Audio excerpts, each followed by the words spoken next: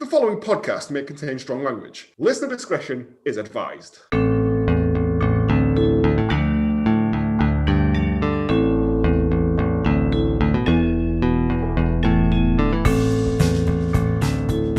Hello, and welcome to Hallmark of Greatness Last Orders, the podcast where we look back into the films our Hallmark favourites, actors and directors would rather forget that they were ever involved with. I'm Joe, and with me as always is my co-hosts, fresh from chasing a lady through a vineyard in slow motion, but not doing one murder to her, it's Captain Ketamine himself, it's James. What an introduction. I wasn't sure about the Captain Ketamine, but I thought, no, it works. I think it works. And we're joined by a very special guest, long-time friend of the show, professional cat botherer, James's better half, and inventor of the mug spot, it's Katie. Hello, I love that introduction. I try. Yes. Mug spot being another word for coaster. Yes. I genuinely couldn't think of the word and had to message Joe to ask him what it was. What is this? Technically didn't invent the mug spot as it was already invented. But if it was an apprentice style rebranding, you'd have been quids in because I would buy them. You know why they're called coasters though, don't you? Is that you were supposed to put stuff on it on a bar, the bar, and then slide it down so it was supposed to coast along the bar. Like in cowboy films? Yeah. Really? Yes. Why has it not got little ball bearings and stuff in it then? I don't know. I can't see it working very well. It would go too far if it had. No, you put some bumpers up the side like a bowling alley. That's a fun game. You've got man. a game, yeah. A shuffleboard, basically, with booze. This is it. This is how we make the millions. Fuck this podcast. I'm going to phone Alan Sugar up, call him a prick, and then hang up. If you want to get in touch with us, you can follow us on Twitter at Hallmark of Great, and we're also on Instagram and Facebook at Hallmark Greatness. If you want to suggest a film, not just for Last Orders, but for regular Hallmark, you can email us at hallmarkgreatness@gmail.com. There's also like Twitch and stuff, but it's just me playing Mario Kart, swearing aggressively. Turn up at our houses, that's fine too. Yeah, if you can find me, if you buy me a drink, show up with a bag of cans, you'll be more than welcome. This week's film. Well, actually, no. How are we all? This week's film.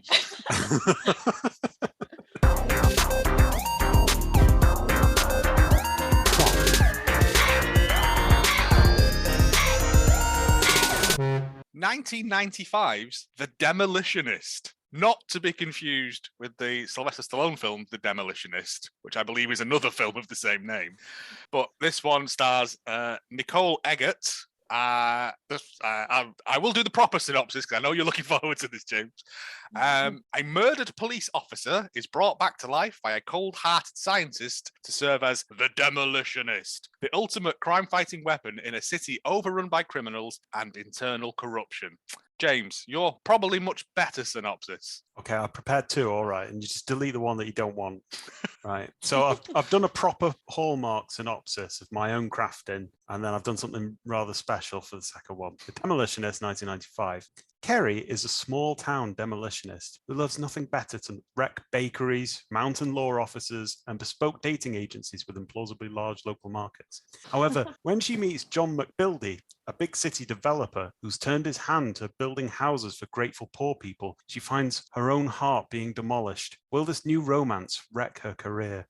That's nice. That's Hallmark, isn't it? So what I've done is I've gone out and I've made my own random plot generator for Hallmark. Okay. I've asked for suggestions. It's building all the time. This is what it's come up with. Crystal Demolitionist is a simple village hand model who finds herself rescuing all the inhabitants of Borneo from a great beast, or else she will die.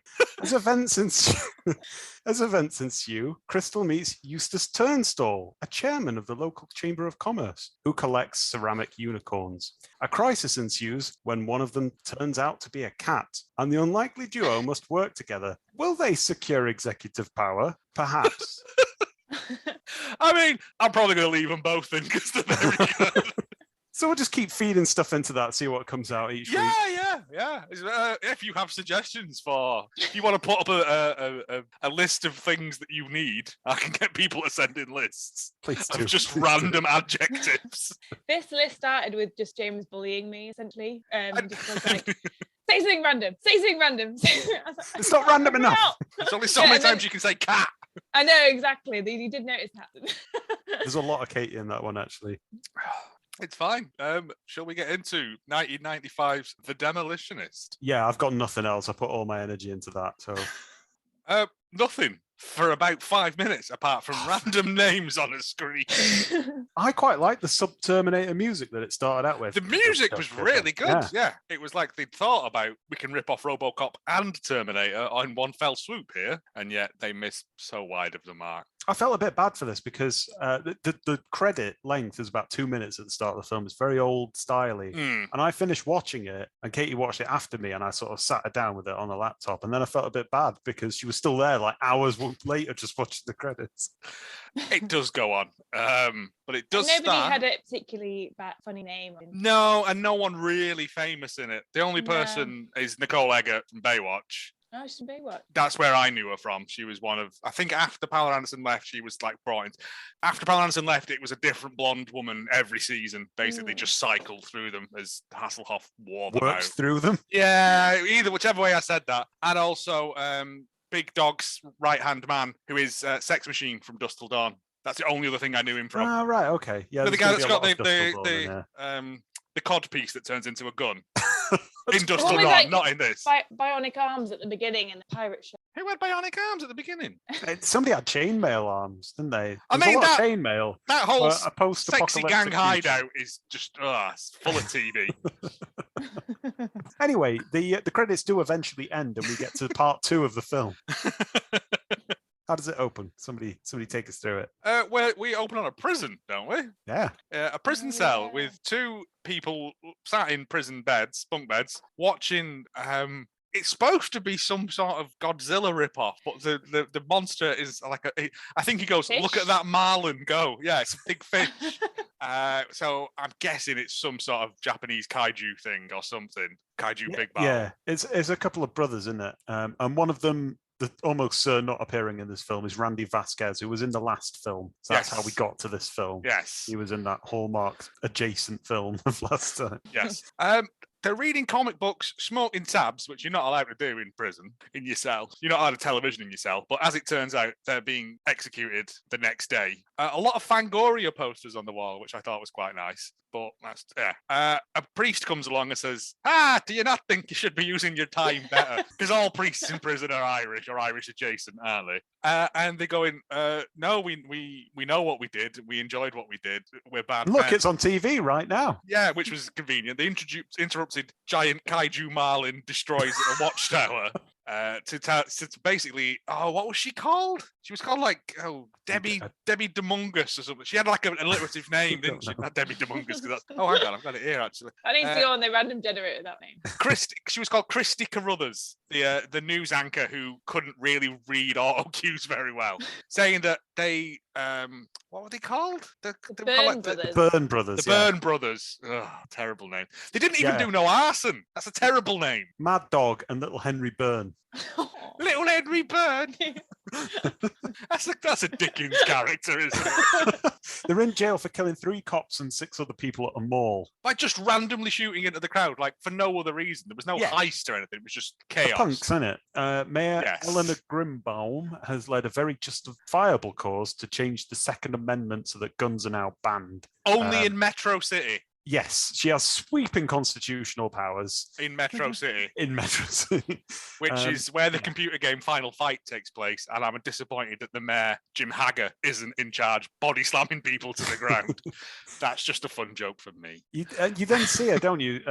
It sort of like cuts to her watching the TV report as well, sitting next to her goons in a grey pantsuit. And she makes some dark joke about her order wanting to be fried. She says, only she can make the call to save the Byrne brothers. And she's watching this, and then she phones up and she goes, is it still too late? Is it not too late, is it? Can I have some prawn rice and some... Ha ha ha ha. It's a Chinese restaurant. I phoned up. I don't give a fuck about these 2 people. Because she's evil. Or she just really wanted some Chinese food. I think she made a big deal of being like fried, not or something like that. I know, but they do a lot of that joke in the coming scenes. Because then, we cut to them being strapped into the electric chairs. Yeah, to me it looked like, in cartoons where they try and switch brain, it looked like that. Like an old Hammer horror sort of thing. Yeah, but it's just side by side so they could hold hands while they get electrocuted together, which would make a circuit, so they'd probably be all right. The cops have black fascistic uniforms on, and they've all got like little symbols as well, which I thought was a nice attention to detail. There was little bits in this film that were genuinely quite good, and then some just absolute nonsense. And they're being strapped into these things, and it's any last sort of words or something like that. And then a random guy in the crowd, like in a policeman's uniform, like stabs someone with an electric bat on, and then all hell breaks. All the lights go out, and everyone swapped places like a David Copperfield routine. So now, like the warder of the jail, and I think the executioner. No, I think it's the priest, Father Mackenzie. Oh, you can't kill a Irish Everybody's priest. got That's like bad dialed in names. Father Mackenzie. Now you're really going to hell. Yeah. And they're like, what he says, I think he actually says, I'm better than David Copperfield or something. And they electrocute them. And the warder pisses himself, and it shows it in great detail. For ages, it's just he must have been busting. He was like, "Can we get this execution done? Because I'm gasping for a slash." So yeah, he does a wee. Which conducts electricity. Which I think it would do. I think it would do. I just thought it was an unnecessarily cruel detail for them to add, but yeah. Well, I know they put like wadding and stuff up your bum so you don't like poo your pants. Apparently, when they electrocute people for real, they put like wadding so you don't shit your pants or something. A corpse. It's nice for them to be so considerate when they're ending your life in a tremendously painful way. Yeah. Little Henry's in charge of the electricity as well. He's loving it, little Henry. Yeah, he keeps turning it on and then somehow dies of too much electricity. He doesn't die of too much electricity. He dies of electric urine. Oh, is that what kills him? Yeah. Yes. Oh, the urine had a point. His Okay. big dog points the gun at the people, and he's like, and all you people are going to pay as well. Come on, Henry. Come on, little wee Henry. We're going. And the little wee Henry goes, no, I want to see him dance once more. And he goes, no, because Big Dog can see the wee, right? And he's like, no, Henry, you're going to die of electric wee. That's the most embarrassing way to die. Sounds like a band. I think or a novel, The Android's Dream of Electric Wee.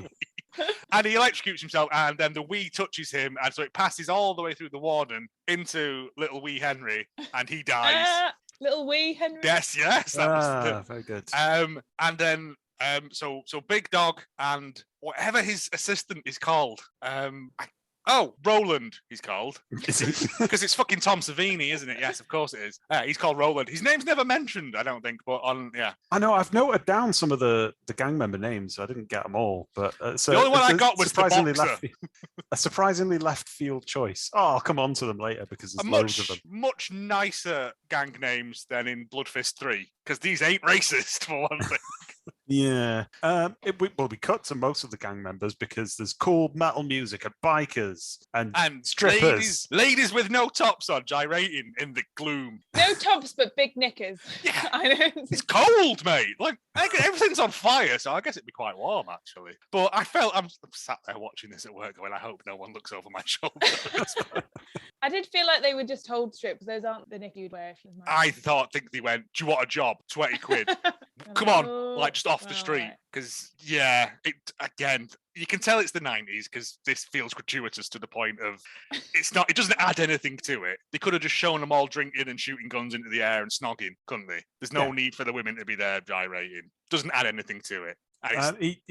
Mad Dog appears in all of this and starts thanking Skin, the other gang member, for running the show while he was on vacation. And I was just thinking, exactly how did he run this gang? Did he keep a mailing list, or was he doing like proper minutes. HR work? Took minutes at the meetings in the caravan. He does mention a newsletter later, so maybe he's been. Is there a newsletter? Oh my god! He does say there is a newsletter. Well, I hope they do a better job than they do with the newspapers in Metro City, because I've got shit to say about that later. The Byrne Brothers Burn Book. Yeah, that's what it was called. There's loads of goons. There's One Eye because he has one eye. There's Hammerhead because he has a hammer for a head. There's Big Frank, who's very direct.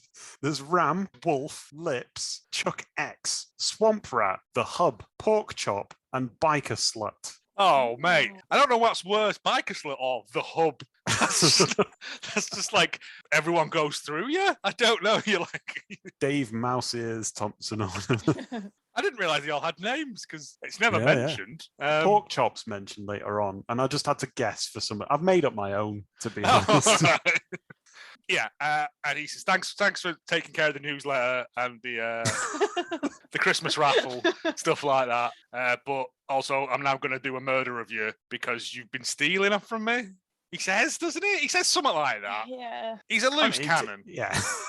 That much could be said for Mad Dog. Yes, it's not a clever It's name. the dog, yeah. Although, to be fair, Mad Dog is the one good actor in this.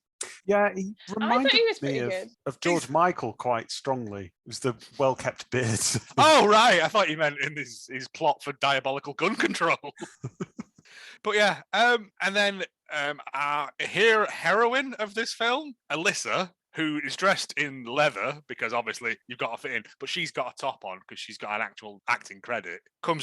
Walks past and he's like, "Oh, I'm going to look forward to breaking you in." I was like, why are these women hanging about with them? Like, why did that other woman just get up kiss him for dominance? I think because it's to be in the because I was hanging out with what was he called, Skin, but now the big dog's back. I need to show my allegiance to him by giving him hepatitis or giving him herpes. Yeah. He also says, a more sorry bunch of drug addicts, murderers, and whores I've never seen. And it's great. And I was like, it's not Friends, Romans, Countrymen, is it? Like, I thought their outfits were very interesting. There was like there was the standard leather, and there seems to be pirates, and then there was like bionic arm, and all these very. It's a mad meeting of minds. I was going to say it's the worst cosplay group ever. It's like, I thought we were doing pirates this week. No, I bought this cybernetic arm and I'm wearing it, Kenneth. Oh, really? The hub. Alyssa's actions at this point. I just realised that's what my intranet is called at work. The hub. Home hub. Yeah. Alyssa has got like a contact lens with a camera in it and an earring with audio or something, and her actions at this point agitate her handler, Surveillance Dan Van Dan, which is my favorite character.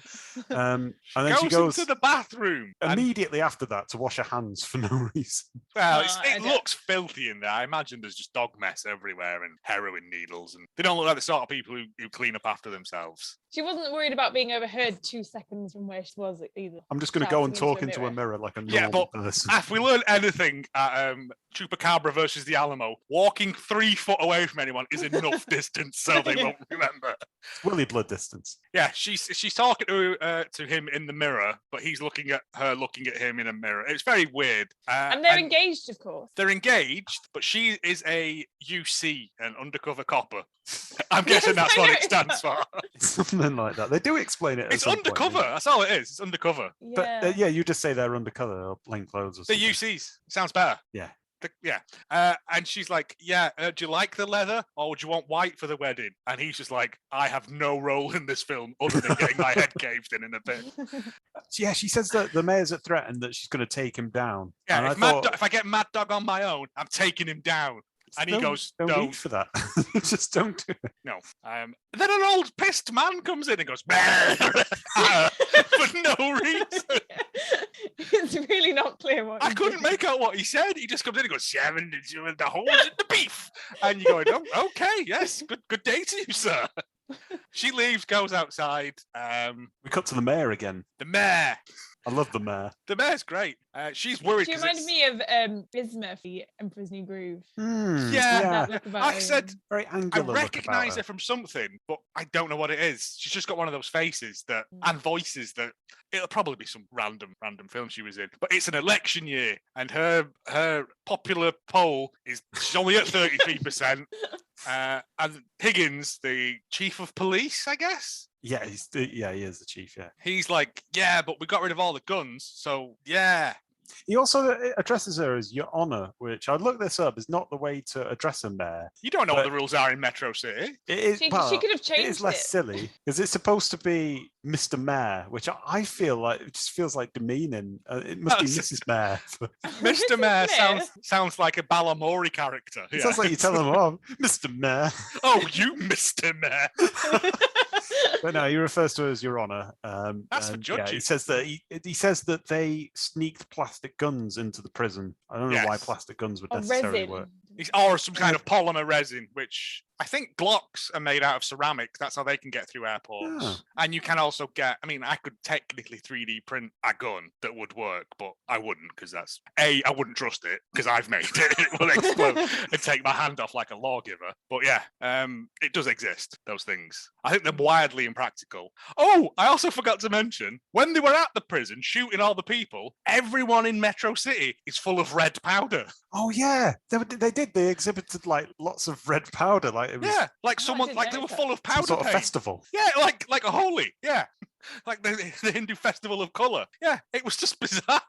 Clearly, it was supposed to be blood, but they were old Just ran out squibs at that and point. it had dried up, or they just were like, put poster paint and no one will care, pal. No one's watching this. And yet here we are, 27 years later. Yeah, the mayor says she's going on about stuff, and somebody's trying to give her a cosmetic touch-up at the same time. She's just about to do a press conference. Yes. Honey, I'm giving a press conference, not Othello. Would you blend this? I thought, I quite like you. And I thought, is that racist? I don't know. I didn't think of it as racist. And I was just me. Now you've made me look like an asshole, because it probably is. No. It's just because, well, Othello is traditionally a black person, isn't it? Oh, I thought it was just theatrical, but yeah. Anyway, just me again, white guilt, mate. Full of it, up to here.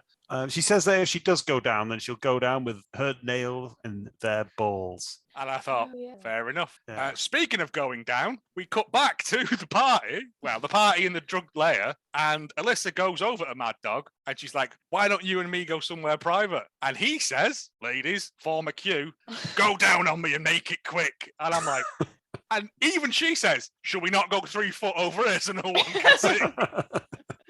And then when he says no, that gives it away. He sent 2 goons to take out the mayor because she's made his life miserable. Back at the meeting, she's threatening to nail their balls off or whatever, and she goes, the 2 guys have hopped down the window, down the building, and she goes, and they're pretending to wash the windows at 9 o'clock at night.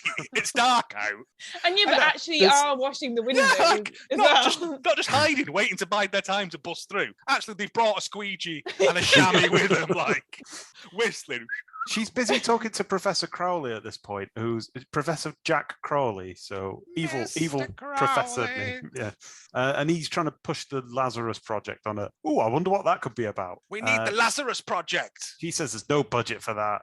And you stink. And then one of the goons, that's not Higgins, but the other one, is sort of like stood up and bobs down to say, that's right. And I thought that was really funny. That's his one role. I think he dies shortly after that. He gets shot very quickly, yeah. Oh, one thing that I will notice is that there was a nice fruit bowl with some bananas in it, which I thought was considerate.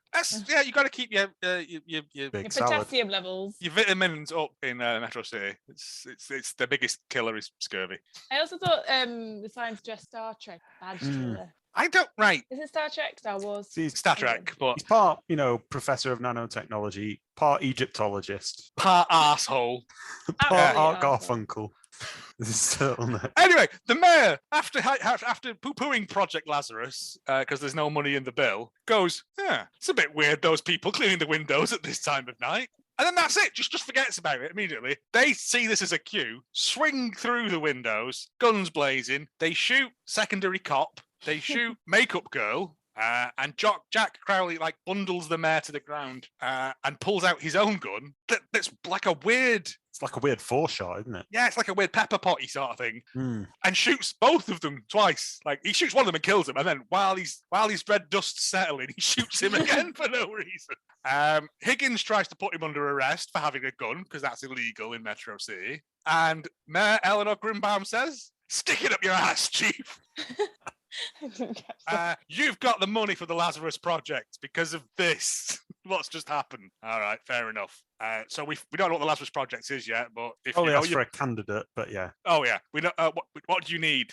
You've got a blank check. What do you need? A candidate, and then he sulks off. Yeah, and then the mayor slaps Higgins on the chest, but hurts her hand. I actually believed it because he does have massive buckles on. Yeah. I think that was improv. I think Susan Tyrell, who played Mayor, was drunk all the way through this and thought she was actually the mayor of a town. Like When we Armando Iannucci had the idea to just put a fake White House and just put Trump in it and video it and see what he did, like of his own volition. I think that's what they did here, but on a smaller scale. We then cut to shoulder pad Frank Zappa and George Michael enjoying a sexy heavy metal show when one of them gets a call on his very old style Nokia, and then he gives it to George Michael. What happens then? George Michael says, "What? They're Who dead." is this? Yeah, it turns out that I think it's supposed to be Higgins on the phone. Isn't it? It's not revealed who it is. Yeah. But they find out that the hit has been unsuccessful. And so There must be a rat. there must Flush be a out rat. the rat. And then this is the best bit because this happens all the way through it. The background noise is Yes. tremendous. Yes. Because there's just people going, "It's a rat. I'm not a rat. Are you a rat? No, we've known each other all our lives." Yeah, but all the way through it, whenever there's like a crowd scene or anything, there's just like everyone just say as much as you can, and we'll cut it out in post. But this is just hundreds of people going, "Rats, rats, rats, rats." I'm not a rat. You're a rat.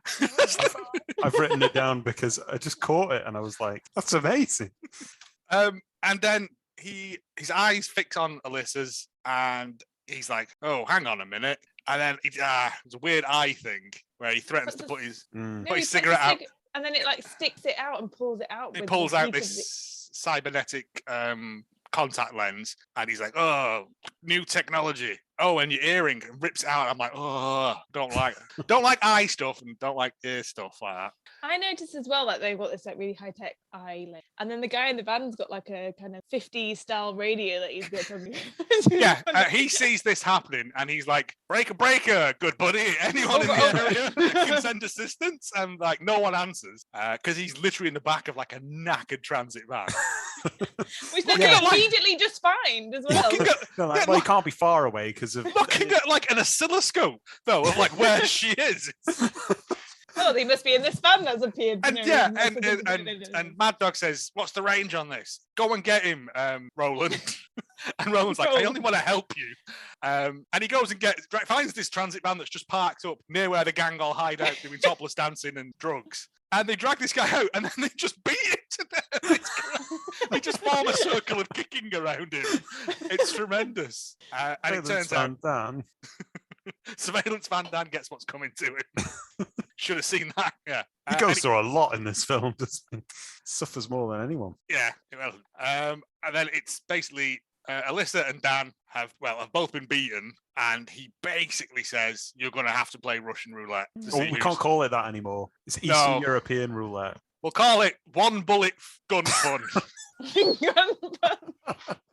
And he tells this story about this gun. I had this gun since I was 8, and I used it in my first robbery, and I only use it for special occasions. He uses it constantly. He's a liar. He takes all the bullets out, like tips them on the floor, like doesn't put them in his pocket. So obviously he's got loads of bullets as well. Puts one bullet in the gun, gives it to her. She immediately stands up and just shoots Roger, some random dude who's just like getting some ice cream in the back. Baseball cap Jones, I put down this. He was 2 days away from goon retirement, you monster. And he like takes it off and he goes, "Don't do that again." Gives it to Dan. And he slaps him because Dan's falling asleep because he's bored at this point. So he slaps him out and says, "Wake up. Nobody likes people that fall asleep at pies." And I'm like, "I do. So that means I can leave." And then so he's like, "Where was I?" And someone goes, "Nobody likes people who fall asleep at parties." Yeah, I think that was Bison who says that. And he gives him the gun, and he pulls the trigger once, and everyone goes, "Yay!" And then instead of handing the gun over, Mad Dog says, "Whichever one survives, you can carry my message to the mayor that death is coming for her," or whatever he says. Dan, being a surveillance expert, just keeps pulling the gun, pulling the trigger, and eventually shoots himself in the head. Everyone cheers. Alyssa's like, "No!" Oh, well, she's not really that bothered by it. Yeah. And he says, "I'll keep my word. You can deliver my message." And then they just like sellotape her to some chain link fence with a note round her neck. Yeah, I think the note says crime pays or something like that. It does say something about crime. I couldn't see it because the lighting was like it wasn't quite great. bad. But it's like they kind of crucified her. She had like the crown of thorns. And I think strung up in the same way. I think someone saw RoboCop and was like, "Oh, it is a religious allegory. Let's do that, but worse." The next day, because it is the next day, they're both in hospital. Not sure what can be done for Surveillance Van Dam, but Alyssa No, gets because he shot himself in the head. Alyssa gets a water cooler keg put in her face. I'm impressed he's still breathing, to be honest. Because, like, he said, like, at no point is help coming. Judging by the tone in your voice, you've no backup. Yeah. So how long? I'm not want to Google how long Overnight. can you survive having been shot in the head? Because I imagine it's not longer than a couple of minutes. At For as long as it best. takes to extend plot, I believe. Right. Professor Crowley's observing all of this and then looks Alyssa up in a file. In a futuristic Kindle style. Yeah, and it's good because it's got her face and then a picture of her and her boobies spinning round and round and round. So we know that she's a lady. I was looking because it comes up again later, and it doesn't appear to be particularly her. It's got a bald head, so it's just a woman. Just so in case you know. you don't know what a woman looks like. We could have put the international symbol for female there, but Yeah. no, naked lady spinny spin.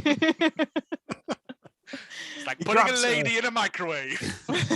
He says that she's got no family, which is quite convenient. He grabs her head and shouts so that they could give her a second chance, and she replies by dying. He went, "Computer, does she have any family?" And the computer did a proper office. Let me go and check. Someone then just furiously Googling. That 90s paperclip comes up again. Can I help you? It appears you're looking for trying to kill someone. Yes. Yeah, he yells at her and he's like, "You've got no life, die." And she goes, "Okay." But she dies faster than the man who's had his head shot in. Yeah, and I'm not sure what her wounds are apart from a zigzag across her head like Harry Potter. She was beaten quite severely, I'm guessing, and probably rotated quite a lot. From the video. The doctor... Your 18th birthday, everyone has to go to the doctors and just rotate for files. The doctor, the proper doctor, not Crowley, tries to revive her, and he says, "No, call it." And then paparazzi burst in to take photos of her. Again, and then bundle her out. Metro City, right, has technology of contact lenses, but they haven't got cameras that haven't got big 1920s flash bulbs on them. And he's got "scoop" written in his hat. No, I can't believe it. Oh boy, what a scoop! Yeah, and she's dead now. I did like the female doctor was very good because she was like not having any of it, and then she quickly gave up. She was like, "Oh, I tried nothing, and that didn't work." I tried the water cooler keg thing, nothing. Crowley announces then that there's been, in like a voiceover, that there's been 72 hours since the funeral, life signs functional, she needs to be led everywhere in a wheelchair. And he's monitoring her vitals from his office, which has at least 6 or 7 bottles of scotch at the back of it. Really, isn't it? And on his desk, he's has a got a carton of problem. Minute Maid orange juice as well. So Yes, again, whiskey and vitamin orange. C, That well-known very important. drink. Yeah. Scurvy's the biggest killer in Metro City. Exactly. It's near the docks. He interviews her in the midst of a load of internet dial tones and tells her that she's died, and then pushes a big massive fry up in front of her with a steak knife on it. A really horrible looking fry up. Not even a good one. Yeah, just so it'll kill your arteries as soon as you've been resuscitated. Maybe it's to test the science. Do you ever stop to think about that? Fills her blood full of cholesterol, but the nano robots that he's put into her blood will destroy the cholesterol and use it for power. It's not. It's just a bizarre thing that happens in this film. But yes, she is part of the Lazarus Project. Well, she is the Lazarus Project. And they have replaced her blood with, was it synthetic nanite plasma? I didn't even bother to write it down because it was so... She said it replaced her blood with machines. Yes. I just thought, that's good. Castrol GTX, yeah. But she has to go on this machine. He says it's like dialysis. You have to go on this machine every day, and we put more robots into you because the robots die. Oh, that's not a very good robot, is it? Got to keep putting them in. He also tells her that her partner, Surveillance Van Dam, is in a vegetative state. And will never get better. So there's no motive. He doesn't try any motivational thing. It's like, the only thing he does to motivate her is stab her in the hand. He does do that, yeah. And she witnesses the wound. And then she just swats him in the face. Like, this is not a good working relationship you people have. He also does another thing to motivate her. Can anybody tell me what that is? I can't remember. Go on. It's a contract. So according to a contract, yeah. a body now belongs to the city because there's an organ donor clause, which isn't just like liver and kidneys and everything. It's the entire body now belongs to the state. So she's effectively his and has to do what he says. Which, to be honest, you could just sit there and not do anything. It's not very motivating. Well, she does try that. Doesn't say But they show put spikes in the chair, so it doesn't work out. No, he shows her training because this is like about 30 minutes into an hour and 20 minutes film at this point. Like it races towards the end of this film. It's all set up. It's all set up. It's supposed to be the first of a trilogy. A trilogy. Well, it's supposed to be the first of a franchise. A huge narrative arc that takes Demolitionist 2, Demolitionadera. 2 Demolition 2 Furious. D is for demolition. She begins this training and Higgins goes to church. Yeah, so she's doing training every day. She gets faster and stronger. She goes through training partners like dominoes, and I was like, pizzas, because I tried that. I can power through them. Yeah, she's just drinking lard. And yeah, we go to this church where Higgins meets with Big Dog. Who's dressed as a priest now. Big Dog just fucking loves dressing up, mate, and I gotta respect that. Like, they're in an empty church. They could just be 2 people being in the church. Look, no. You've got the priest outfit. You've got to wear it. It was just going that way. No, but I think again, one of the reasons what makes Big Dog such a compelling baddie is that he's fucking certifiably insane. They've had some sort of agreement in the past, and Higgins wants a full partnership. So Mad Dog brings in his business negotiator, which is a mad dog. Which is a Rottweiler that just barks at him, and he's like, right, do your pitch to the dog. And I'm like, this would be a way better Dragon's Den if it was just next to a dog that was slowly inching closer to you on a chain. That's what you want. That's pressure. And he's like, yeah, I got rid of all the guns. I can get them back. I've got loads of confiscated ones you can have. And he goes, all right, go on then. That was fun, wasn't it? That was a bizarre scene that didn't really need to be in the film. Mad Dog agrees, says that he doesn't want another mayor without balls, which made Katie laugh at the time, I remember. Yeah. That bit. Training montage time. This is taking up cardio machines, boxing, and writhing around near a lava lamp. It's a chair, a dialysis chair. That's all the important things you need there. Yeah. The dialysis chair, I thought that was quite a nice bit of set dressing. That, to be honest, it looked sort of fancy, even though it was just some of them plasma tubes you used to get like glued onto the back of like my office chair. But it was fine. Is this when we get where she starts? Oh, it's some sort of the mayor comes to visit while she's in the thing. Is it the mayor or is it like his assistant who was never named? And she starts having a freak out in the chair. And he's like, oh, it's neurological feedback. But then it cuts to her, like, in hell. And there's these demons. There's an actual devil. And then it's just the bad guys from before. And I'm like, what is happening here? Yeah, and then it's like, I thought it was her at first, but as a zombie. I don't know if that was... Oh, possibly. That makes sense. Yeah. And I guess she's technically died and is going to hell. So it's like Constantine and they're just waiting for her. But... it was just bizarre that there was like a full horned, bearded devil. Yeah. It's never picked up again either. No. Just does this weird dream. People wandered in from another set. Do you want to be in this, lads? Come on. Yeah. She then pulls her own file and feels very sad. And she wonders if anyone put white roses in her coffin. No. Well, she's got no clothes on. Don't know why. Who would have done that? She's got no family. And Surveillance Van Dan's dead. He's not dead. Well, he's in a vegetative very state. badly hurt. Very badly burned. Who was going to put him on her tomb, grave? No one. Stupid. Idiot. The professor catches her talking about this. She says, who would want to kiss these dead lips? And then the professor rightly feels just awkward and leaves. It's just a strange thing to say because it's like no one. That's not why we've made you. You're a soul. You're a robot. You're a robot soldier of the future. It's like this isn't some sort of sex thing. I've got important business down this corridor. I think he goes into the wrong doorway as well because he just sort of stops, comes back out, and then carries on walking. He come back and he was like, "Is it me? No, it's not me. I don't want to kiss the dead lips."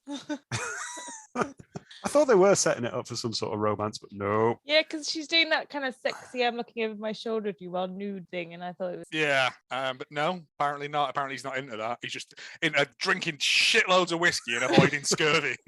It's the classic Metro City hobbies. She's clearly distressed. She walks out of the transfusion chair in a very painful way. That looked nasty, yeah, because it's like 4 big spikes stuck in your back. And she goes off to see Surveillance Van Dan at the hospital. Yep. What? I was gonna say I don't know. I don't understand what the spike did. They put Go into her blood and put new robots in and scoop out the dead ones. The It's a spike bit like robots the in. Matrix, wasn't it? Like that bit. That's the one in the back of Yeah. the neck, yeah. But They didn't look like they did anything. They were just rods. no, they were on springs that just popped out as she got up. That's all. Yeah. Oh yeah, I know. Yeah. Yeah. She goes to see Dan and is like, oh, unplug that. Didn't mean to. Which plug is it? Oh, well. And just lets him die, which is nice because like he shot himself in the head. He's a vegetable. Isn't it? Well, no, because I thought theoretically she's just given the professor jurisdiction over his reanimated corpse. I thought, if the things can rebuild you, why don't they just inject him? Yeah. Then they could have been a crime-fighting duo. I know. The Demolitionist and Dan.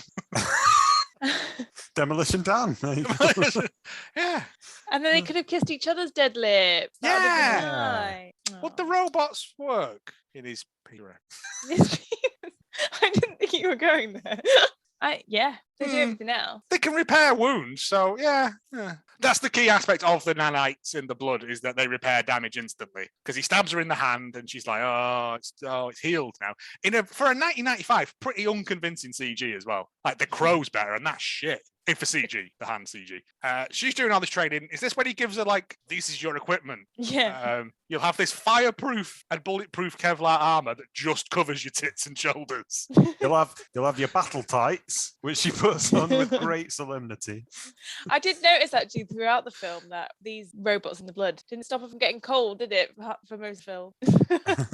If she'd have put a bra on, it wouldn't have been such a problem, would it? But no, walking around in a white shirt with no, yeah. But the one thing we should mention is that she finds a Mad Dog wanted poster, and the professor thinks, maybe I could motivate her this way. It never occurred to him before. I There's think £1 million reward on his head as well. I think this is when, after she's unplugged Dan, she's like, I don't want to live anymore. I'm going to not take the injections and die. Yeah. And she's walking down the street. IE rips a poster off for like a circus. It's always a circus, isn't it? And then there's like this poster for wanted Mad Dog, £1 billion. She comes she's back. like, I still need to pay the down deposit on that wedding. Yeah. And she's like, no, let's go and take him out. And Professor Crowley's like, right, we can work together. Get your battle tights on. Get your combat spanks and your boob armor. We're going to give you this pole that extends and has got a blender at the end of it. I love and then that. some staple guns, I think he gave her as well. Right. I thought this was going to pay off more, right? Because he's like, these guns fire 1 million bullets a second, apparently. Yeah. Like, she's no skill. She just fills the room full of bullets. But he says it's encoded to your hand. So if anyone else picks it up, they're in for a shock. Like, and I thought, right, they've nicked that from Dredd, because that's right. Never mentioned again. Never ever mentioned. Maybe it's no for one the even second or third reaches film. for it. I thought it went later on. Yeah, but he doesn't. No. Yeah, it's also because it's like a heat signature or something like that. Yeah. I'm like, well, what about on like a summer's day or when your palm gets really sweaty or Also, something like she's that? dead, so she hasn't got any heat signature. She's got cold dead lips, cold dead hands. I also really like, and this is true 90s style, in that she's got this special motor bag that you can't gain £3. So watch your weight. Yeah, hi. She's Stop dead, eating- and you're stop streaming eating it every day. Stop fat shaming the dead lads. You Well, smack also, smoke like fit. the first like grenade that she throws, then she's a different weight entirely, isn't she? The next time she gets on the bike, it's a stupid idea. Only body weight. It works out material. I don't know. The bike does nothing apart from explode in a cool way, and even that's kind of shit because it gives them warning. Yeah, so she's got these two guns that fire 1 million bullets a second and never need reloading, and it's that good. They don't even have holes for the bullets to come out if you look closely, because they're just plastic. Darth Vader mask as well. She's got a Darth Vader mask, which Yeah. enables her to yell at her bike, and her bike can understand and follow commands. I don't know. Sit, roll And she has to over. talk from now on in a sexual harassment panda style way. In a very listen, bro. Yeah. It's to hide her identity as well, isn't it? Nobody can tell who it is. Nobody would have With known. that She mask. was Nobody knew who anyway. she was. She was undercover. It was like, it's that biker chick. Like, is that all the cool equipment she? Oh, and some grenades and stuff as well, isn't it? Like, Yeah. I like the Flashing spinny ball. grenades. The spinny ball was the shittest thing. And she's like, right, I'm gonna go off and do some murders now. And he's like, sweet.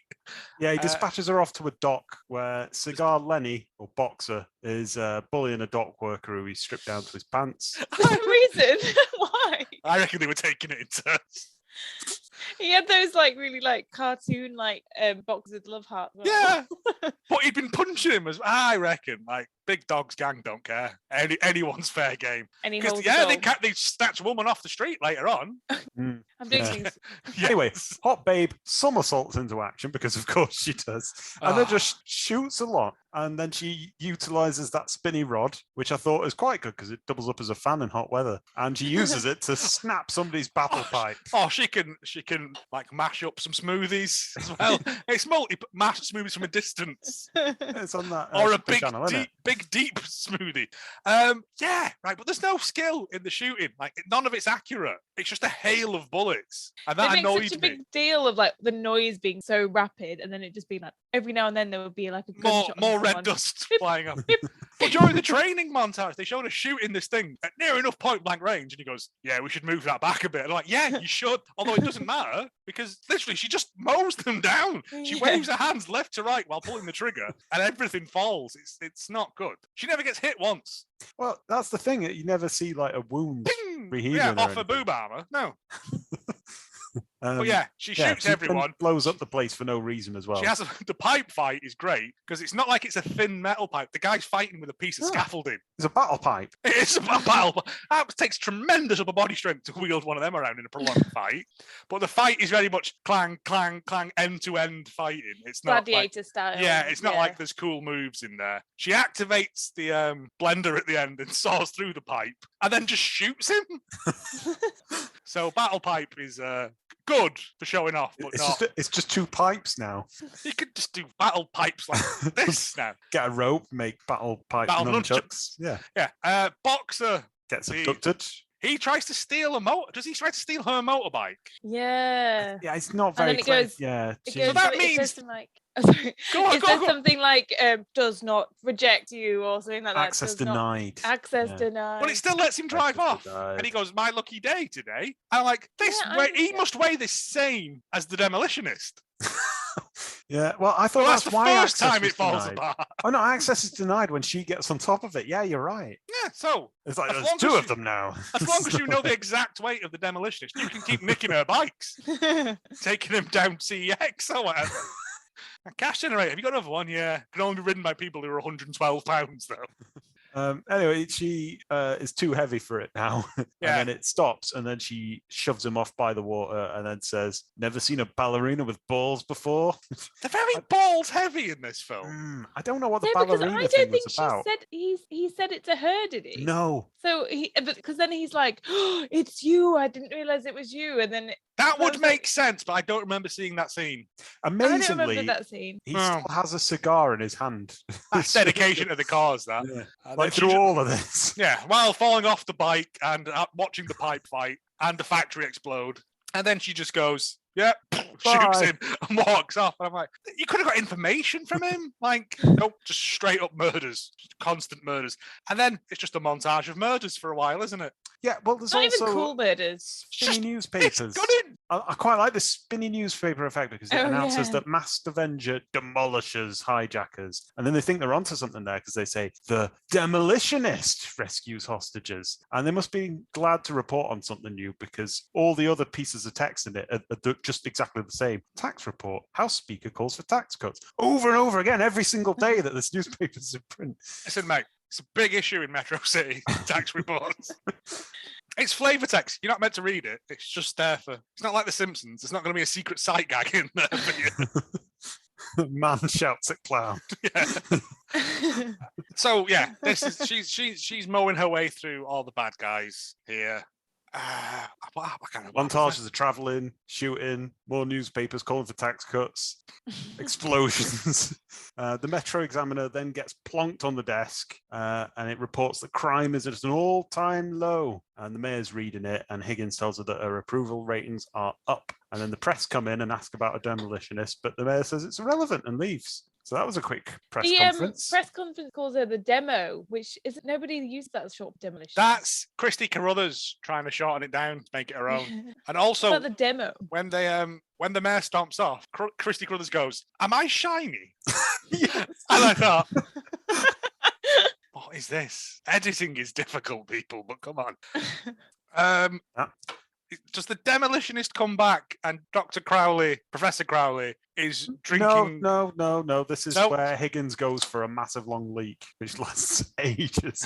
Oh God, yes. Oh. He threatens to shoot his knob off. Mad Dog Last walks time in you'll on be him, having a you'll be piss. standing up. He's got a press pass on him. Oh, and he right. 'cause I was starts- going to say, he's not dressed as a toilet attendant or No, like Charlie he's a work. reporter. Yeah. He's got a reporter and his face on his badge. Did you He's see putting it? the work in. That's what I like about Mad But Dog. it is like his like the same one as the one on the posters of like It's his him. mugshot. It's his mugshot. It's the only one he has.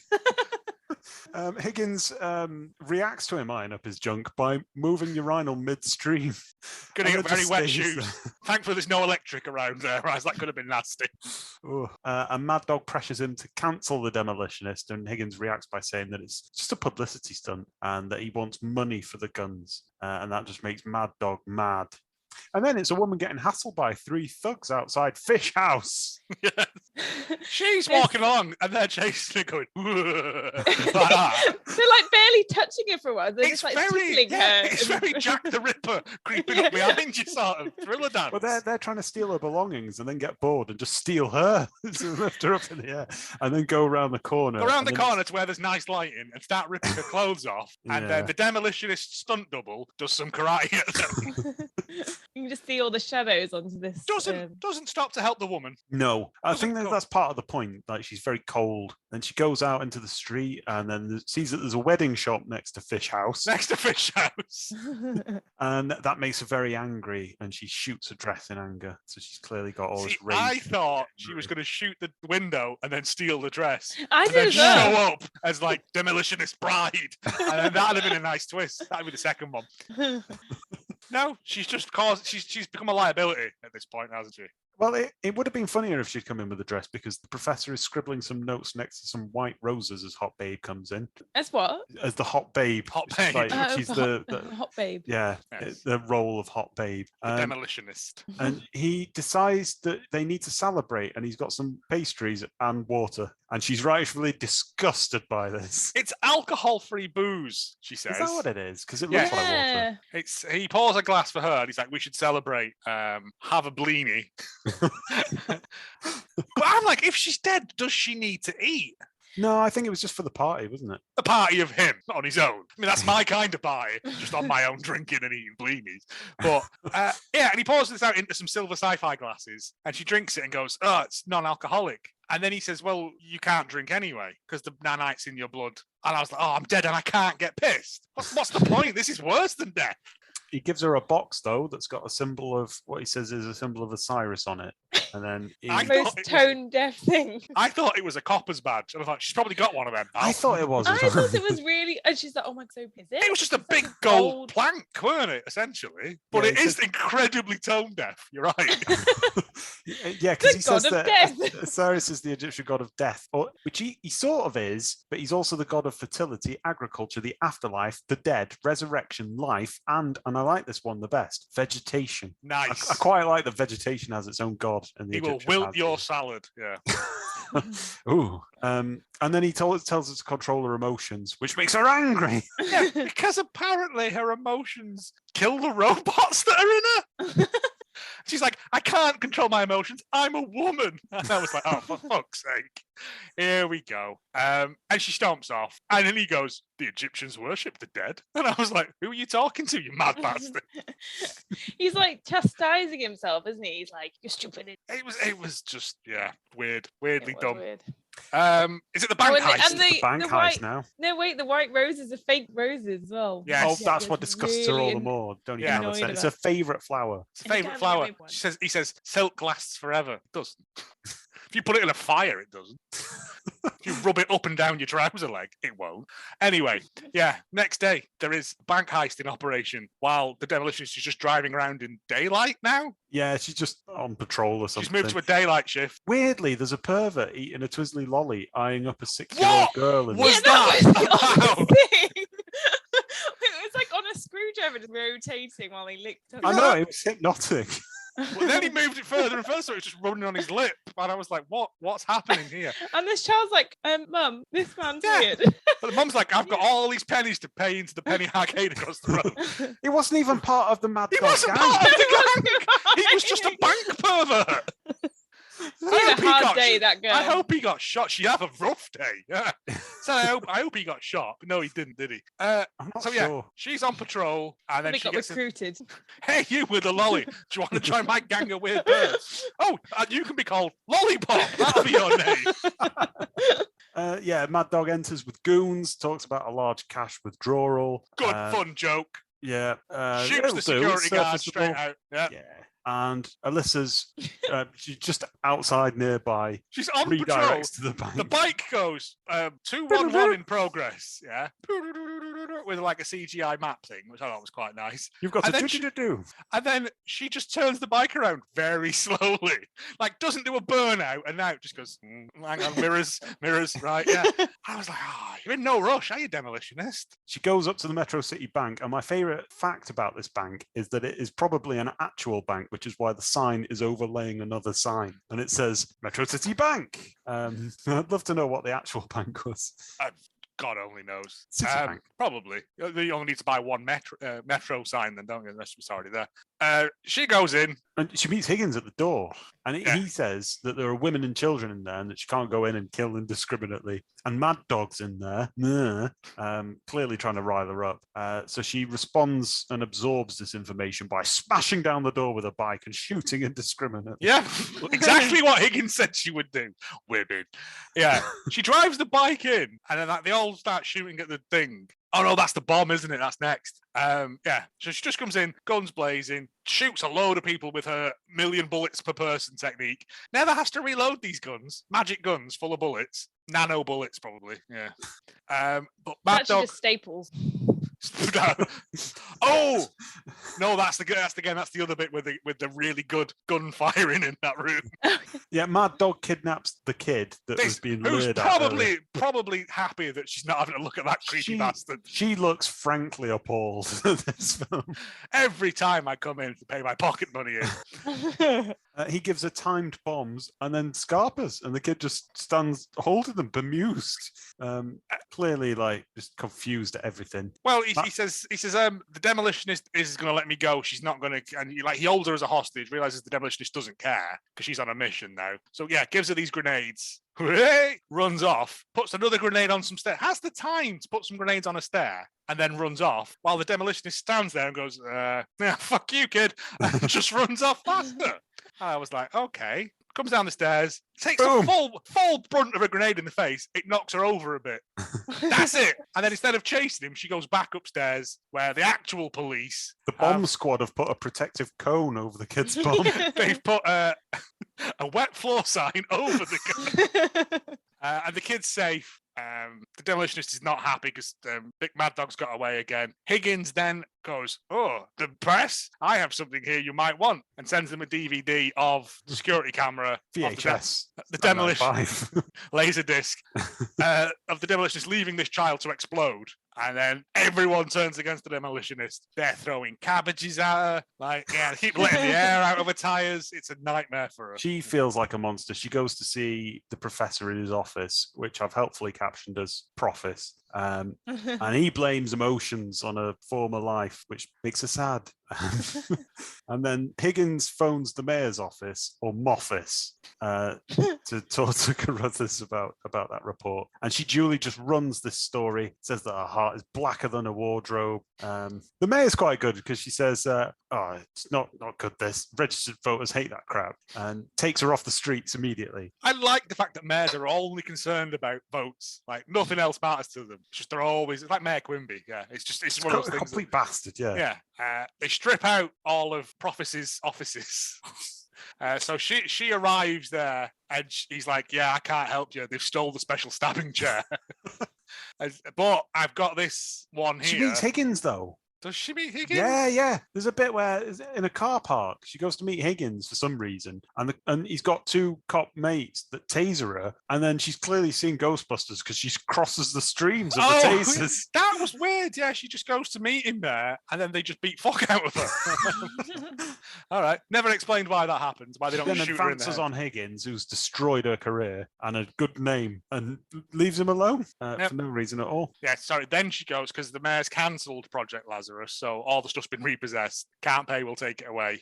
And he's like, I can't help you, but I've got this spray gun that's got like 2 doses left in it. So I'll give you one now and then one later on, and then you'll just have to die. Soz. And she's like, that's fine. I know where he is now. I'm going to go fuck him up. And he's like, all right, well, at least we're sort of friends. And then she goes off to a bar/brothel or barfel. Not certain about that. Where Fat Henry is lying on a bed.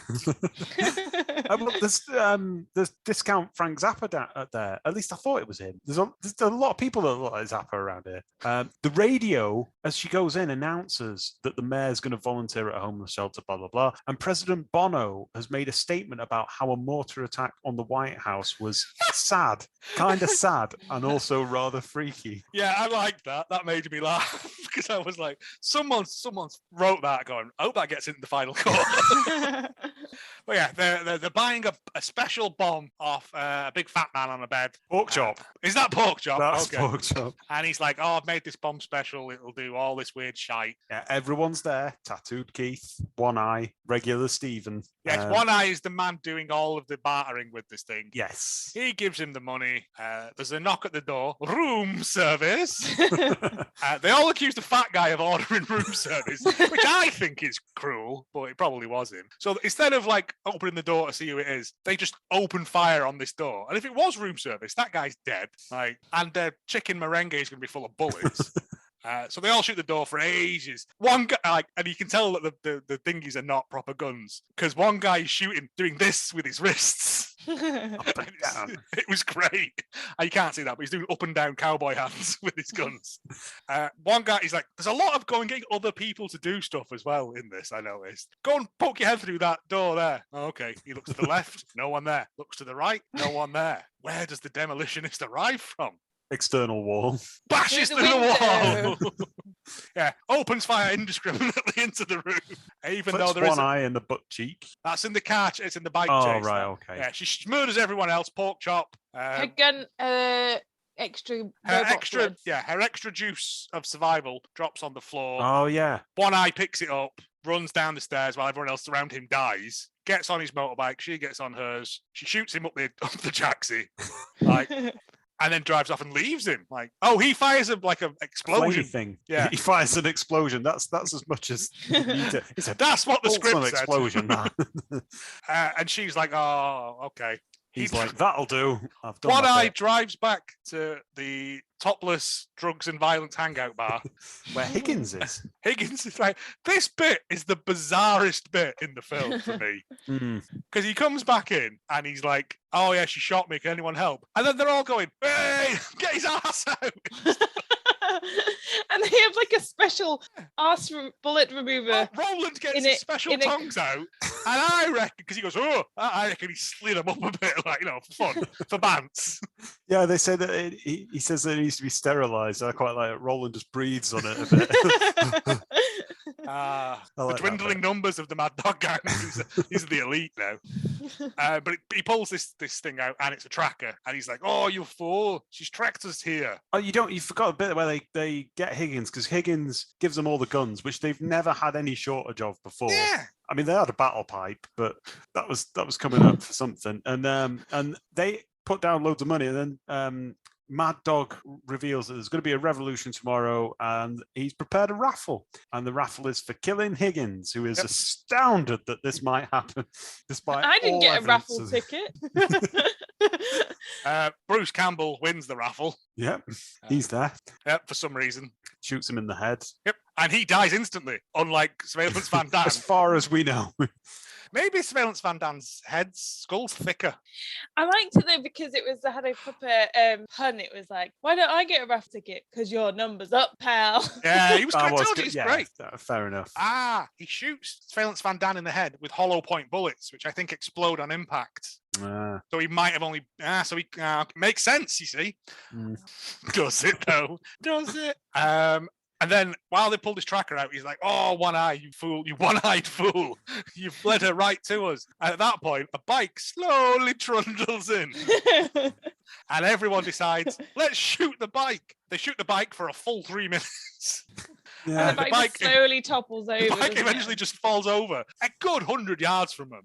After being shot at for like 10 seconds. Like all that force would eventually slow it down. But it can drive itself, can't it? Yeah. So why didn't it just drive at them and explode?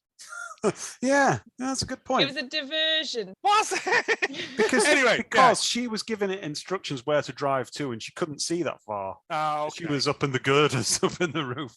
So yeah, Mad Dog goes, "One eye, go over and look at that bike." And he's like, "Oh, guff." He goes over. It goes 3, 2, 1. He jumps back away from it, but he's somehow It is dead. like a proper cartwheel. It's a good explosion. Of the 3 big explosions in this film, this is the best one, I think. In my opinion. And then it goes very like that bit in The Crow again, where everyone stood around a table and she just drops down and just spins round. She's just like the bullet tornado, the man sprinkler. All that training as a child when she was getting her photos done for a spinny thing. That's training. That's what it was all for. It all links together now. It's tremendous. Yeah, she kills literally everyone in about 10 seconds. None of them land a shot on her at all. They do a lot of. No one even does all that karate training she done. She does no karate fighting. Yeah, I'm surprised that nobody has got like, did you get a shot on her? Because I didn't get a shot on her. Did you get a shot on her? Yeah, all the background noise of people going, "Oh no, it's her! Oh, my legs!" Yeah, all that. Mad Dog, like they have a bit of a fight, and I think does Mad Dog shoots her, doesn't he? Yeah, he finds her Achilles heel, which is the back of the leg, her one weakness, which is actually where your Achilles heel is. Yeah. And then he comes at her with a gun and the booster shot. I don't know why he wields that, because that's the one thing that would help her. Yeah, because at this point she's feeling rather fatigued and in need of a booster shot. She's turning all zombie again. She's had one earlier that day. Yeah, I don't know. It must be like effort takes it out of you. It wasn't. She's emotional as well. Women. Ooh. Yeah. Hormonal. And all that effort, yeah, probably does. We also missed the bit where she was self-harming and it was just healing, and everyone was okay with that. Oh yeah. Yeah. But she's like, "No, for Dan." Fights back. Well, she says that she's arresting him for the death of Alyssa Lloyd, and he's like, "Who?" Yeah, I'd be like, "Who?" And she's like, "It's me," and he's like, "Oh right, how are you doing?" Yeah, she fights back. She beats him down, and then she injects him with the injecto gun. Yeah. I didn't understand this bit. Why does he turn into a pile of jelly? I assume that he hasn't had the pre-work make work inside them, so he's then. It's a secret, isn't it? Yeah. Yeah. Okay, that makes no sense. I thought he was going to pick the gun up and it was going to explode and kill him. Because they went on about that so much before. Yeah. No, this thing that they've never mentioned of the injector gun. Well, if you're dead, it's fine. But if you're alive, it turns you into a Nazi from Raiders of the Lost Ark, and you just melt. It was good. It was good effects. It was a nice, proper special effect. There's a reason for that. Okay. And then she comes out. Professor Crowley's there, and he's like, "There's a brilliant bit for us. The trainee sound effects guy, because he's doing approaching sirens as she's stumbling along. Then there's a car door. Then there's running footsteps. It's like a BBC Sound CD. It's like the Goon Show or something like that. Crowley says, "Do you want to live or die? Do you want me to save you or let you die?" And she goes, "Let me die." And he goes, "Okay. I mean, I haven't got my machine back anyway. That's in Cash Generator." And then that's it, we think. But we go back to Professor Crowley and the mayor, and he's got a new state-of-the-art thing with more flashing lights and chrome. And he's like, "Yeah, I need to work on it properly this time so she doesn't die or some shit like that. I don't know." Yeah, he's looking all wistful. He's got a white rose in his hand. And it cuts to a plaque of Alyssa Lloyd died doing karate, or died doing her duty or something, died doing her duty. And it's Alyssa watching her own grave, and then it ends. Yeah, that bit really Yeah. confused me. I didn't get that. Me Is she too. alive? Is That's she setting it up dead? for the sequel. She's alive. Not but allowed to die. But she's off the books now. She's no longer the demolitionist on the mayor's dime. She's her and Professor Crowley. This is my fan fiction. Her and Professor Crowley, and now like a tag team. Are they like, together in this fanfic? no one wants to kiss their dead lips. Fan fiction is always rude. That's the rule. No, mine's not. It's a will they, won't they, isn't it? Yeah, she's all like, oh, I can't think of anything sexy that zombies would say. But no. So he's like her handler now, and she is like a mercenary for hire, Yeah. cleaning up the city, one bad guy at a time. That's how I read it. But she's going to secretly use the new lab to, and that's it. That's the film ends, and it doesn't even go the end question mark, just the end. No, one thing I didn't really get about that, apart from quite a lot of things, was the whole premise of it was that they've abolished guns, this Yes. liberal democracy thing, this liberal fascist state has banned all guns, and that gives mobsters power over ordinary people. And but the police had the guns anyway, and they gave The police had What? zappy sticks. Yeah, but they did have guns as well, because they Later on- confiscated all the guns. Later on, they had the guns, but they didn't use them. They had the zappy sticks. And the guy that was driving the truck near the docks, who got bummed by all the gangsters, he had a zappy stick as well. Oh yeah, but he was just a dock worker, wasn't he? He was like a teamster or something. But I think, all the guns had been taken. Even the police were used, like Demolition Man, like the zap sticks in that. Yeah. But again, nobody had any guns. everyone had Go guns. No, it was the worst of times. It was the best. A of times. professor had a gun, and he's a professor. What does he need a gun for? And that was it. Anyway, I quite like this, so I'm going to give this 2 full golden Fabios. Ooh, It was fun. It's rare to have a golden Fabio. It was fun. I don't think we've I explained enjoyed this to it. Katie what a Fabio is. I have no idea what Not you're got talking that far in the podcast Um, series yet. In Or too young to die old or whatever. no, called. it wasn't that. It was like sexy vampire Oh. angels. No, it was. I'm gonna have to look it up. But at the end of that, throughout all the entire film, Raging all the Angels. Raging Angels. Same And year as this. Really? Wow. And at the end of the film, when you think the big gunfight's going to happen, a CGI Fabio, the long-haired muscle man from like the 90s, comes down from heaven and fights with a demon in a very unconvincing way. I did watch that one actually. Yes. I did And that's watch our it. rating system of bronze to gold Fabios. We've internalized that, and this is what we've come up with. Yes. So About a year later. It gets 2 gold Fabios out of 5 for me because it was fun. It was daft. Like the set pieces in it was shit, but they were trying. Yeah. Nicole Eggert can't act. No, But- well, she didn't need to. She was a cold, emotionless yet emotionful character. But Mad Dog was genuinely a delight in it, and Roland Yes. was great, and all the other bad guys in it were great. So that's me for 2. I'm going to go with 1 gold Fabio. I think just because of the line, we're going to go up to City Hall and rip her tits off. I've just felt so uncomfortable. It's not a good one, is it? Katie? I think I have to go with 1 as well. Despite being really mad, I was that tired. 1 gold Fabio and some cold golden Fabio lips. Yes. Right, onwards.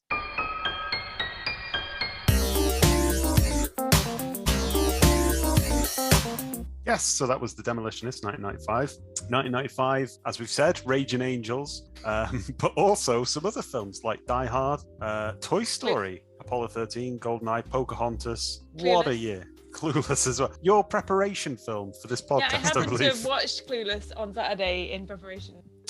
Is it preparation if you don't know that it's preparation? Anyway, Waterworld and Jumanji, also 1995. It had a budget of a plain $1 million, which is worth 1.8 million today or 1.4 million pounds. So, Katie, I'm going to put this over to you. With that money, you could buy. Oh, I've got 4 things today. Mhm. The first one was a bit shit. It was before I thought of a lot of other things. I was trying to look at vehicles, and there's no amazing motorbikes that you could get for that money. So I've suggested a fleet of 17 battle hovercrafts. I've always Oh. wondered how much a hovercraft costs, and it's about 80k. It's the most sinister of all vehicles I've put, and the most suited to dock-related crime. What makes them battle? I just put battle. Oh, right, all We right, fixed yeah. it with battle. I Oh, thought right, you so could they're get it out not, with they're something not nice. actually battle hovercraphs. They're just hovercraphs. You could battle them. Right. Okay. Put spikes on them, but not the retractable ones. That's dangerous. It's also enough at 1.4 million is easily enough for you to purchase and demolish an 8-story, 880,000 square foot apartment building in New York City. That would cost you to demolish an apartment block in New York City. It would cost 1.1 million. And you could even keep the wrecking ball afterwards if you wanted to spend another 34k. So I thought, you could pick Trump Towers or something fun, make it worth the while. City Hall. Yeah, take that, Squares. Thanks a lot, Al Gore. It's almost enough as well to buy the world's most expensive face mask. It's made by Ivil, which I'm sure I'm pronouncing wrong, which is an Israeli luxury jewelry brand. It's made of 250 grams of 18K gold and is set with 3,608 natural black and white diamonds for a total weight of 210 carats. Is this like a COVID face? Yeah, so it was an Israeli company made it, and they made it to keep all the jewelers ticking over during the pandemic. They were like, make the most expensive face mask in the world. It does actually. It's like, yeah. Have you wicked it or something? I've got it here. It looks like the fanciest codpiece. It looks like that would go around your twig and berries while you're at the fanciest men's strip club ever. That's all. That's nowhere as good as the fanciest hat, James. No, I'm searching for something that's as good as the fanciest hat. But I did find something that I think is my preferred thing, Katie. So you could choose any of these things, but my preference would be for this. You can buy, for this amount of money, 1.4 million, 103,000 copies of Mad Dog's debut album, Waiting for the Sky to Fall. It's Richard Grieco is the actor. And he, in 2011, released his debut album, Waiting for the Sky to Fall. And you can find it on Spotify. Yes, boy. But it's very, can I borrow a feeling? Even better. But I thought if you buy 103,000 copies of it, that might just be enough to get Mad Dog up on the album charts, if indeed those still exist. Because I don't know, but they retail for about £13.55 each. Quite a lot. Well, it's rare to have a CD anymore. Oh, he's moody on this front cover. He is. Oh, he's got a blazer on and a smouldering eyes. Oh, I don't want to malign it. It's adult contemporary all the way through. It feels very much like that Alan Partridge. I'm sad because you left me. Yeah. So yeah, take your pick. I think I'll probably take the face mask, and that way I can end you when you're doing your male stripping. Yeah, but you can't use it as a mask afterwards. It'll smell of balls. Who are you referring to? Who's doing male stripping? You are. I'm sure right, anyway. I'm sure it's white clean enough. Oh. It does come with some special spray. You know what? All those jewels around there, I just think it'll be a hazard. You could be like, look at my jewels. Way! Yeah. Come on, you got to lean into the gimmick. It was directed, this film, by Robert Kurzman. He was the brainchild behind the operation, and he's not actually known for directing. He's well known in the industry for being Mr. Film. He's a special makeup supervisor in so many famous things. Loads and loads of things. Pulp Fiction, he did the makeup for that. Cyborg 2, Glass Shadow. Don't know what that is. Sounds amazing. Sounds good. The Nut House. Wow, there's so many different films in there. That's that mask. Texas Chainsaw Massacre 3. Dusk Till Dawn is most famous. That he was heavily involved in that.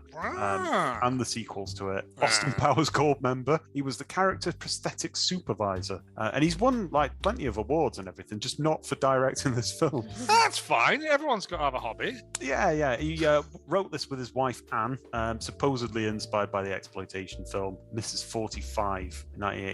And I think that's a woman who, she's not brought back from the dead, but she does go on like a rampage or something. Is that not the one from Yes, Madam? The exploitation film in that? It might be. Well, it's just that woman with no top on karateing people. I think it's a different film, but very similar. Where's Randall when you need him? This film was shot over 24 days, which is incredibly short. What? That long? As you mentioned, Nicole Eggert is Alyssa, previously in Baywatch. It starred in the Gilmore Girls as well, and something called Amanda and the Alien, which I don't know. Wait, is that Amanda and the Alien as one film, or and then another film called And the Alien? Yeah. You've done Alien, Aliens, and then The Alien.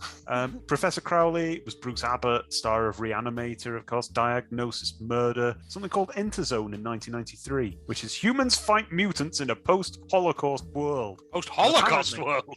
The best line in it, according to IMDb, is apparently, "I'm going to hit you so hard your dog's going to die," which I don't even understand. I like it, though. It's good. That would put the fear in me. Higgins is Peter Jason, and you know when you've got this sense of somebody who's done a load of shit. My spidey sense for that was tingling on this one. He's had 207 acting credits on IMDb, which I think is some sort of Last Order's record. He's been in loads of stuff. Deadwood. He was in Arrested Development, the 4th season, as Storage Dave, but I don't think I watched it that far. And something called Alien Apocalypse, which also has Bruce Campbell in it. An astronaut doctor, Ivan Hood. Let that sink in for a moment. And his fellow astronaut, Kelly. Kelly doesn't get a surname. Well, it's Kelly Demolitionist, probably. Kelly, the wrestler. Kelly Alien Apocalypse. Returns from their mission in space to find the world has been taken over by aliens. Now, Dr. Ivan Hood and Kelly must lead a revolution to free human slaves from their alien masters. Come on, Kelly, come on. Mad Dog, as I said, was Richard Grieco, 88 credits, and appeared as himself in Always Sunny. It's the one where Dee makes a smut film. I'm going to have to rewatch it. I'll have to rewatch that one, yeah. But my favourite thing, and one that gets my endorsement for the next film we watch, is he appears as Sinbad in Sinbad the Battle of the Dark Knights, which has an unprecedented 2.2 score on IMDb. Young Anthony and his grandfather read a magical book about their ancestor Sinbad and become participants in it. Sinbad and the wizard Sage must stop the evil wizard Mephisto and his minion Nimbus from obtaining the key to all knowledge. One actor was apparently hired on the premise of having free cigars and then nearly quit when it became apparent that none were ever going to appear. Okay, if we can find a copy, let's do that. And thus, James Fax is reinterred for another time.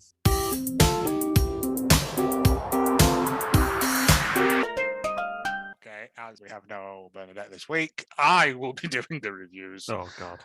It's fine. I've done the traditional compliment sandwich. 3 out of 10. Predictable RoboCop rehash by Gridoon8.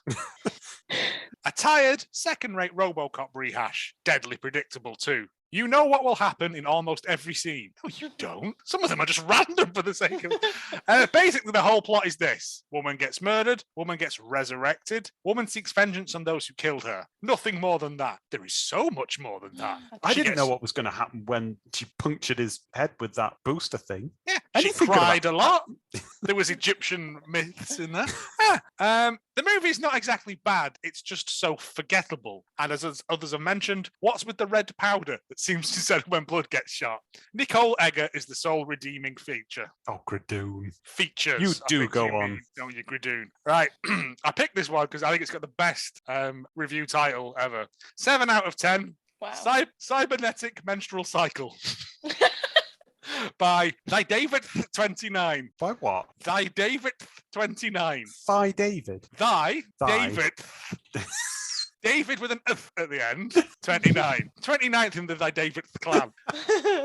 Some female, like he doesn't care. Some female cop is murdered and he's brought back as a cyborg to avenge her murder. It's not really to avenge her murder, though, is it? Like, as anyone can guess, Demolitionist is the feminist equivalency of RoboCop, except it is vastly cheesier, cheaper, and doesn't have that spark that RoboCop does, which is no surprise to even a brain-dead moron. This is the whole aspect of making a female version of garbage.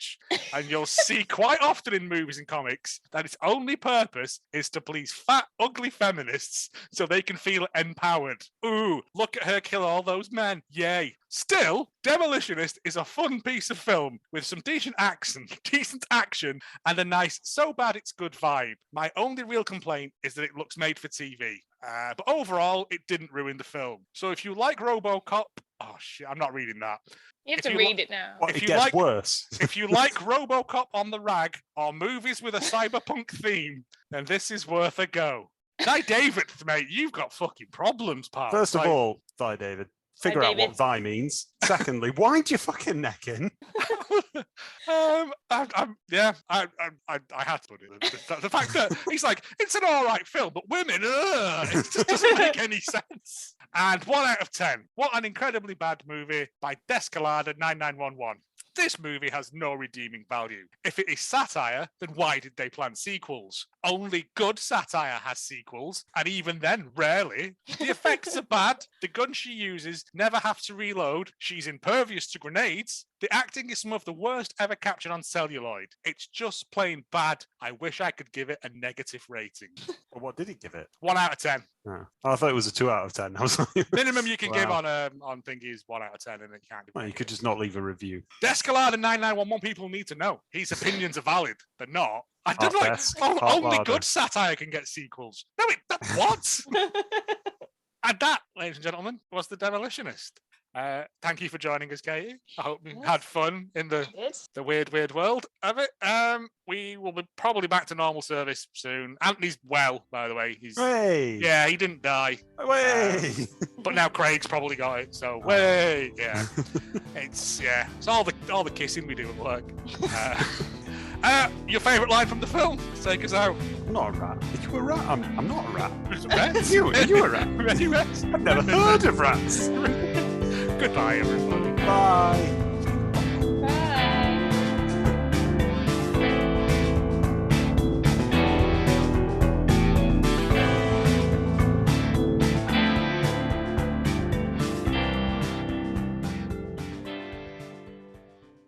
I thought the guy with the eye patch was Stifler.